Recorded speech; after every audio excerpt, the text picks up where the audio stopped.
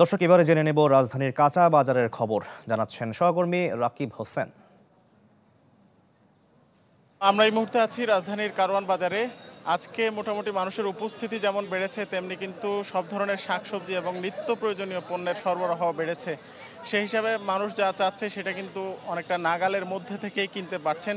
বিশেষ করে আজকে যদি দাম বলি, তাহলে আজকে বেগুন বিক্রি হচ্ছে 50 টাকা, যেটা কয়েকদিন আগেও বিক্রি হয়েছে 80 টাকা এবং 100 টাকা। আজকে লাউ বিক্রি হচ্ছে প্রতি পিস 60 টাকা, যেটা কয়েকদিন আগেও ছিল 80 টাকা প্রতি পিস। এর বাইরে কিন্তু কাঁচামরিচ বিক্রি হচ্ছে 150 থেকে 160 টাকার মধ্যে। তবে পেঁয়াজ এবং আলুর দাম কিন্তু আগের মতোই বাড়তি আছে। প্রতি কেজি আলু 60 টাকা বিক্রি হচ্ছে এবং পেঁয়াজ বিক্রি হচ্ছে 100 থেকে 120 টাকা। এর বাইরেও আমরা যদি বলি, ব্রয়লার মুরগির প্রতি কেজি বিক্রি হচ্ছে এখন 170 থেকে 175 টাকা কেজি দরে।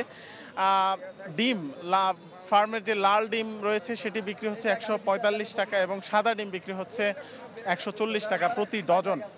আর মাছের কথা যদি বলি, মাছ বিক্রি হচ্ছে পাঙ্গাস মাছ সর্বনিম্ন 180 টাকায় পাওয়া যাচ্ছে এবং রুই মাছ যেটি 350 থেকে 400 টাকায় বিক্রি হচ্ছে প্রতি কেজি।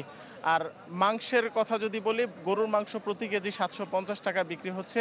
তবে সেখানে ক্রেতার উপস্থিতি অনেকটাই কম, বিক্রেতারা বলছেন। আর খাসির মাংস বিক্রি হচ্ছে 1200 টাকায়, আর ছাগলের মাংস বিক্রি হচ্ছে 1000 টাকায়।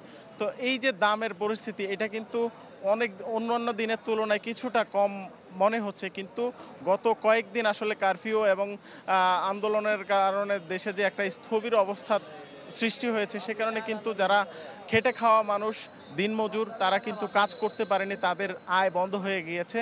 তাদের জন্য কিন্তু এই দামেও জিনিসপত্র কিনতে খুবই কষ্ট হচ্ছে এবং হিমশিম খেতে হচ্ছে।